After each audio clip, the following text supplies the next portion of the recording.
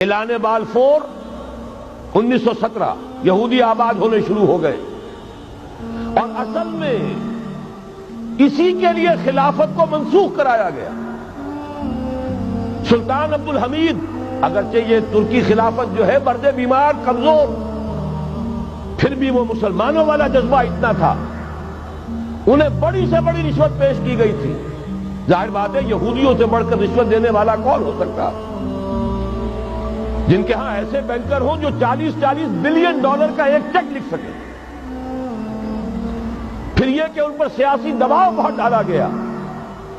انہوں نے جب تک خلافت عثمانیہ برقرار رہی، یہودیوں کو فلسطین میں آباد ہونے کی اجازت نہیں دی، کہ جو معاہدہ کیا تھا حضرت عمر نے رضی اللہ تعالی عنہ، خلیفہ ثانی نے، خلیفہ راشد نے، ہم اس کے پابند ہیں، اور ہم یہاں یہودیوں کو آباد ہونے کی اجازت نہیں دیں۔ لہذا انہوں نے اس خلافت ہی کا بستر طے کرایا، اس لیے کہ نہ رہے بانس نہ بجے بانسری، نہ مسلمانوں کی وحدت ملی کی کوئی علامت دنیا میں باقی رہے، اور نہ مسلمان کسی مسئلے پر جمع ہو کر کوئی موقف اختیار کر سکے۔ اعلان بالفور کے نتیجے میں آبادکاری شروع ہوئی۔ 1948 میں اسرائیل قائم ہو گیا، معجزہ ہو گیا۔ 1967 میں اس کی توسیع ہو گئی۔ اس میں ایک بات اور بھی عرض کر دوں، یہ سارا کس طور سے ہوا ہے کام؟ آپ نے زائنزم کا نام تو سنا ہے، صہیونی تحریک۔ خود اس کا جو بابا آدم تھا، آرڈر آف الومیناٹی، 1776 یکم مئی یہ نظام قائم کیا وائساپ نے، اور اس نظام کے تحت فری میسنری اور lodges of the great Orient قائم کیے گئے۔ یہ سارا ہتھ کنڈا وہ ابلیسی نظام، اس کی تفصیل ایک کینیڈین آتھر نے لکھی ہے کتاب میں، پاؤنز ان دی گیم۔ یہ سارا دھندا ایک شیطانی چکر ہے، ابلیسی چال ہے، اور اس کے ذریعے سے اسرائیل قائم ہوا، اور اس کی توسیع بھی ہوئی 1967 میں۔ اب یہاں تک پہنچنے کے بعد ان کے پیش نظر بقیہ دنیا کی تسخیر اور اسے فتح کرنے کا معاملہ، اور سب سے بڑھ کر اسلام کی بیخکنی اور اس کا راستہ روکنا، یہ ان کے پیش نظر ہے۔ یریدون ان یطفئوا نور اللہ بافواہہم۔ صورت اس وقت کیا ہے؟ یورپ اور امریکہ سے آپ مشرق کی طرف آئیے، پہلے عالم عرب ہے، عرب مسلم ورلڈ۔ مجھے یہ کہتے ہوئے سخت دکھ ہو رہا ہے، پورا عالم عرب وہ فتح کر چکے، وہ عرب ممالک کے جو اسرائیل کے ساتھ کسی میز پر بیٹھ کر گفتگو کرنے کو تیار نہیں تھے۔ آپ دیکھ رہے ہیں کہ لائن لگ گئی۔ کبھی صرف انور سادات نے ریکگنائز کیا تھا، پوری دنیا میں شور مچا تھا، اس پر لعنت ملامت ہوئی تھی۔ اب تو ایک ایک کر کے، وہ شاہ حسن ہو چاہے شاہ حسین ہو، اب تو وہاں سے ویزے ختم ہو رہے ہیں۔ سعودی عرب اور امارات، انہوں نے جو کچھ کاروباری بندشیں لگائی ہوئی تھی وہ ختم کر دی گئی، ان میں نرمی پیدا کر دی گئی۔ یہ صورتحال ہے کہ واقعتاً ان کی جو عالمی تسخیر کا پروگرام ہے وہ آگے بڑھ رہا ہے، اور بدقسمتی سے امت مسلمہ کا جو قلب ہے، اس امت کا قلب امیین پر مشتمل ہے۔ هو الذی بعث فی الامیین رسولا منہم یتلو علیہم آیاتہ ویزکیہم الی آخر الآیہ۔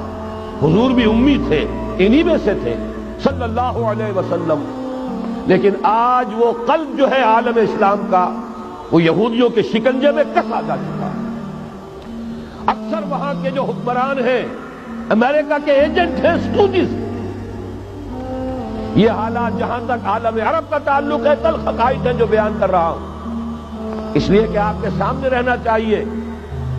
یہ جو اقبال نے کہا کہ دنیا کو ہے پھر مار گئے روح و بدن پیش، ابلیس نے پھر اپنے درندوں کو ابھارا، اللہ کو پامر دیے مومن پہ بھروسہ، ابلیس کو یورپ کی مشینوں کا سہارا۔ یہ دوبارہ ایک بہت بڑے پیمانے پر حق و باطل کا گھمسان کا رنگ پڑنے والا ہے۔ ملاحم کی جو حضور صلی اللہ علیہ وسلم نے پیشین گوئیاں فرمائی، الملحمۃ العظمی، تاریخ انسانی کی عظیم ترین جنگ جو ابھی آنے والی ہے، اس کو سمجھ لیجیے اچھی طریقے سے کہ اس میں جو قوتیں ایک دوسرے کے مقابل آ رہی ہیں وہ کون سی ہیں۔ نیو ورلڈ آرڈر کہنے کو امریکہ کے زیر قیادت ہے، حقیقت میں امریکہ خود یہودیوں کے پنجے میں ہے۔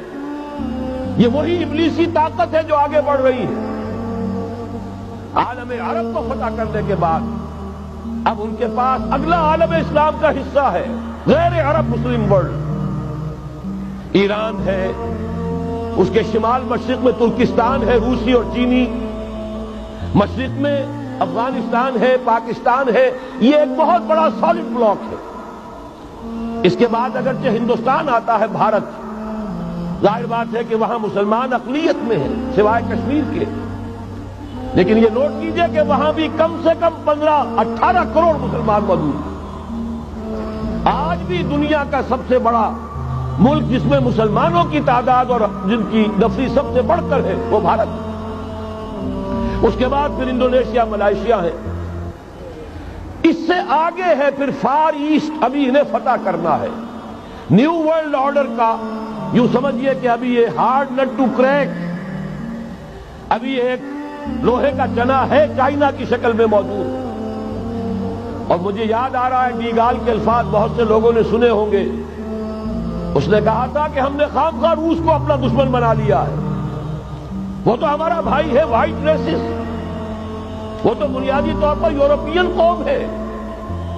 Beware of the yellow masses of the east, تمہیں گھبرانا چاہیے، تمہیں خبر لینی چاہیے، وہ مشرق بعید کے جو زرد رو لوگ ہیں، China, Indo China, Japan, yellow races. ابھی اس نیو ورلڈ آرڈر کے لیے جو فتح عالم اور تسخیر عالم کا پروگرام ہے، اس میں پہلے غیر عرب مسلمان دنیا اور پھر یہ فار ایسٹ کا خاص طور پر یلو ماسز، یہ ہے کہ جنہیں ابھی انہیں ٹیکل کرنا ہے۔ اور اسی لیے میں عرض کرنا چاہتا ہوں، حقائق ہمارے سامنے رہنا چاہیے۔